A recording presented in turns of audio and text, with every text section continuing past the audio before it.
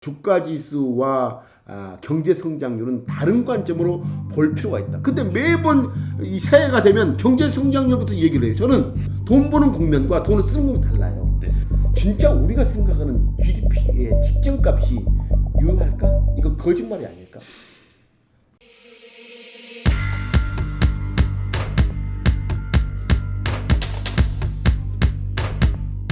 근데 사실 중국도 그렇고 우리나라도 그렇고 과거와 같은 고성장 시대는 조금 저물고 있잖아요. 네. 불과 몇 년 전만 하더라도 중국의 성장률이 두 자리 이하로 떨어진다 이런 게 뉴스였고 네. 뭐 8% 뭐 바오바 이게 또 목표였는데 이미 이제 그 밑으로도 밑돌고 있고 사실 규모가 커질수록 그렇죠. 성장 속도는 이제 둔화될 그렇죠. 수밖에 없는 그렇죠. 거기는 한데 이런 저성장 시대에는 그러면 어떻게 대응을 해야 되느냐? 뭐 중국 시장도 마찬가지고. 기본적으로 이제 그 성장을 하면 끝단이 있잖아요. 결국은 계속 곧 우리가 몸무게가 60kg일 때 그 뭐죠? 100m 18초에 끊었다면 네네네. 100kg 몸무게가 되면 18초에 끊을 수가 아이고, 없잖아요. 그런 것처럼 네네네. 어쩔 수 없이 성장하게 되면 예. 결국은 한계 성장률은 떨어져 있다. 그건 조물주의 승리예요. 예. 그렇죠? 예. 골프도 100타 치다가 90타, 10타 주는 것은 쉽지만은 70타, 60타 치면 힘들잖아요. 네. 그래서 어쨌든 성장을 하면 할수록 그 한계 증가율은 떨어진다는 것은 이제 기본값이죠. 그렇죠. 두 번째로는 성장과 주가지수 문제에 대한 그 의심을 해봐야 되겠다. 네. 첫째는 진짜 성장과 주가지수의 관계가 네. 상관계수가 높을까라는 의심을 해봐야 된다라는 생각을 해봐요. 많은 사람들이 성장률이 높으면 주가지수는 좋아. 라는 그 항등식의 관계 또는 상관계에서 굉장히 높은 걸 보는데 저는 거기에 아니다. 또 아닐 수 있다라는 의심을 품어요. 예. 자, 우리가 사실 한국의 그 고도 성장에는 한국의 IMF 이전이었어요. 1998년 이전에 예. 연평균 경제성의 10%를 달성했지만 10년 이상. 네. 하지만 주가는 천을 구조적으로 넘지 못했어요. 그렇죠? 미국도 1980년까지 고도 성장했는데 네. 주가 지수는 80년 이후에 떴어요. 예. 중국도 사실은 중국이 2008년 7월 7일부터 최근까지 중국 상해 주가 지수가 13년 동안 15% 떴어요. 15%밖에. 한국이 코스피가 50% 뜰 때, 네네네. 한국이 그때 당시 2008년 7월부터 지금까지 한국은 저성장이었고, 네네네. 중국은 고도 성장이었거든요. 그럼에도 고도 불구하고 성장을 했던 나라가 15%만 상승했는데 상해 종합 주가 지수. 네. 근데 한국은 50% 60% 떴단 말이에요. 코스닥하고 예, 코스피 예. 같은 동기간 동안. 네. 미국은 더 떴어요. 아유, 그렇죠. 그렇죠. 미국은 뭐 나스닥이 뭐 2, 300% 떴고 동기간 네. 다우지수가 150%, 200% 떴는데 네. 대가제 뭘까? 그런 많은 사람들은 오래전부터 나는 진짜 경제 성장률과 주가 지수는 같은 것을 추종할까라는 것에 저는 의심을 품었죠. 경제 성장률은 결국 곳간에 존재하는 생산 요소 제공자들, 네. 아까 지금 말했다시피 근로자, 예. 채권자, 네. 그리고 주주자본, 그리고 정부 법인세, 그리고 외부 부가 창출자들을 모든 사람을 공이 올리는 함수예요. 이건 정치인의 영역이에요. 네. 그래서 매출액이 생기면 그러니까 경제학적으로는 부가가치의 이 부가가치 연결고리에 끼어 있는 것들의 순부가가치합 또는 최종 부가가치를 창출하는 자들의 총합이라고 얘기하거든요. 그래서 그 돈이 나오면 각 생산 요소 제공자 나눠줘요. 네. 나눠주는 과정에 종국적으로 끝에는 주주는 나눠주고 남는 몫을 가져가야 해요. 남는 몫을. 종속적인 게 우리 손익계산서를 보게 되면 매출이란 부가가치 생기게 되면 손익계산서의 인건 비용에는 생산 요소 제공자들 참여했던 모든 사람들의 몫을 나눠주고 그 다음에 주주가 가져가죠. 예. 먼저 주주가 안 가져가는 거죠. 그죠. 나 성장 매수니까 나 매출액 50% 줘. 아니잖아요. 그죠. 결국은 다 요소도 비용을 제하고 자 네. 그런 점에서 매출액이 10% 늘었는데 즉 부가가치 GDP가 네. 거기에 참여했던 이자비용이 20% 늘고 인건비가 50% 늘고 그리고 원재료비가 30% 는다면 주주의 몫은 감소해요. 그렇죠. 그러면 주가는 떨어져요. 주가 지수가 추구하는 것은 네. 주주의 몫의 측정일 뿐이에요. 주주의 몫. 네. 그렇죠. 그런 점에서 한국의 1998년 이전의 10% 역사는 총 매출 늘더라도 이자 비용이 15%였잖아요. 네. 그때 IMF 이전은 10% 정도 10에서 15에서 장기 이자율이 형성됐어요. 네. 이자 비용 다 줘버리지. 인건비 오르지. 네. 렌트비 오르지. 하니까 주주의 몫은 안 늘었죠. 거기다가 엄청난 기업들의 투자를 위한 성장이었어요. 네. 성장은 두 가지 성장이 있어요. 크게는 네. 기업이 기업이 주도자가 돼서 네. 성장하는 국면과 네. 소비, 민간 부분이 주동자가 돼서 하는 성장이 있어요. 네.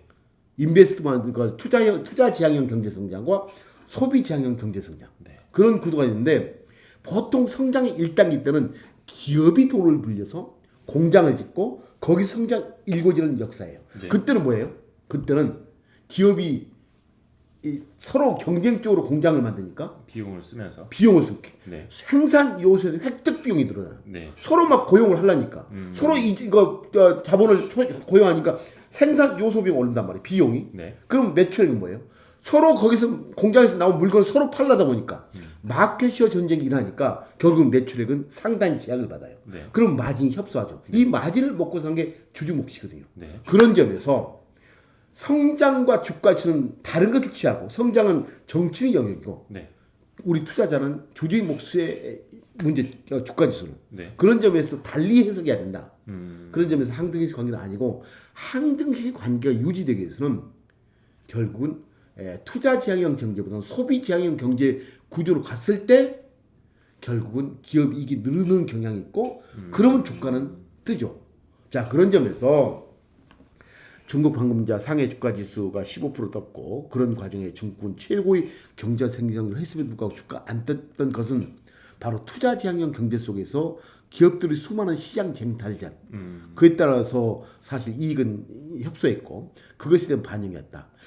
그라고 해석하면 되고. 그러면 약간 회장님 입장에서는 어떤 막 투자 단계에 있는 기업보다는 그게 이제 완성이 돼서 시장에서 어떤 좀 제대로 된 뭐 소비를 발생시키고 있는 기업들을 훨씬 더 좋아하신다는. 기본적으로는 그런데 이제 그 사는 것도 다른데 기본적으로 사람도 사실 투자할 때 투자하고 예. 투자는 공부하는 거예요. 예. 공부하면 돈을 못 벌잖아요.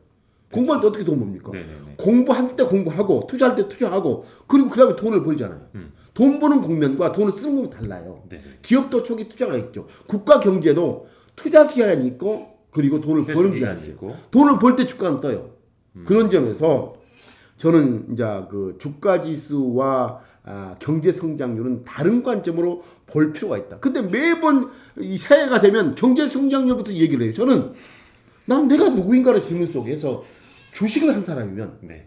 주주의 몫에 대한 측정이에요. 그리고 주주의 몫에 대한 퀄리티를 어떻게 부여하기가 최종 목적지인데 눈만 뜨면 친구 사이에서 경제 성장을 예측하고 한 경제 성장률을요 정치인이 하려고 정치인이. 그러니까 너무 큰 이제 매크로보다는 실질적으로 이제 이 회사의 주주 이익과 관련된 그 이익을 얼마나 남기는지 조금 더 마이크로하게 집중하자. 내가 할 일은 그러니까 사람마다 다르죠.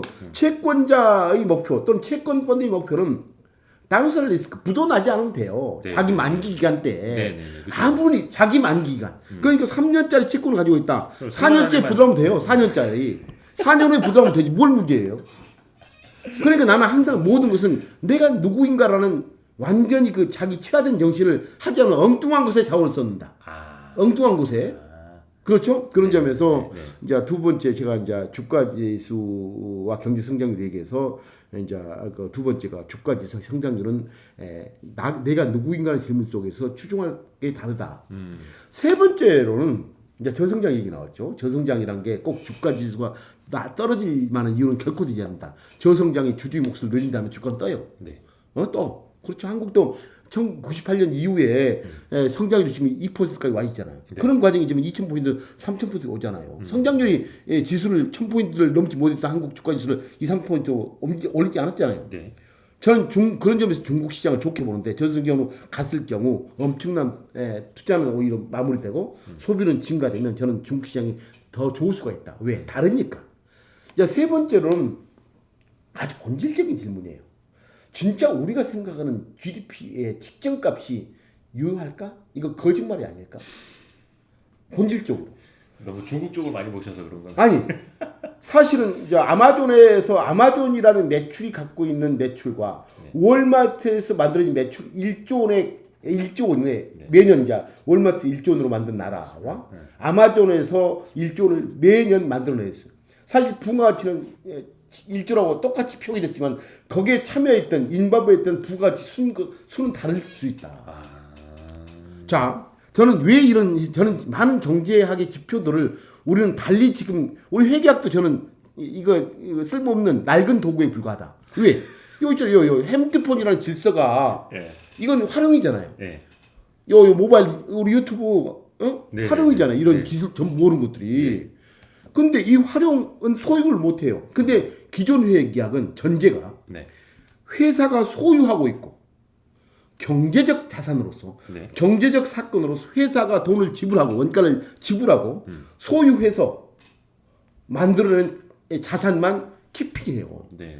요 모바일 디지털 네트워크 회사가 소유 못 하잖아요. 예. 활용하잖아요. 네, 네. 그 얼마나 좋은 거예요. 활용해서 돈을 벌잖아요. 그게 왜 나빠요? 돈을 버는데. 나는 그래서 기존 회계학의 질서가 완전히 파괴되고 있다.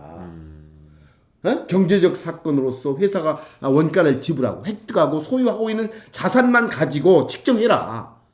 그래서 보고하라. 라는 게 회계학의 기본 질서인데 네. 뭐 아마존, 알리바바, 통신, 카카오 이 모든 것들은 자원을 자기가 소유하고 있지 않잖아요. 그렇죠. 활용할 뿐이면서도 돈을 벌잖아요. 그럼 당연히 PBR이 높겠지. PBR이 높다는 이유만으로 주주의 나는 정말 반대한다. 그래서 나는 2008년 이후 2008년 이전의 역사 스티브 잡스가 이걸 만든 네. 이전의 역사와 네. 이후 역사는 패러다임이 완전히 달랐다. 그렇죠. 그런 측정 도구를 해석하지 못하면 네. 바보 같은 투자자에 머물러 있다고 생각하고 있고 GDP 또한 의심을 해야 된다. 자, 우리가 1기가와트의 전력을 생산해요. 어떤 방식으로? 예. 세 가지 방식을 한번 가스해 봅시다. 예. 석탄 화력 발전으로 1기가와트를 매년 전력 양을 생산해요. 예. 하나는 재생 에너지로 1기가와트를 생산해요.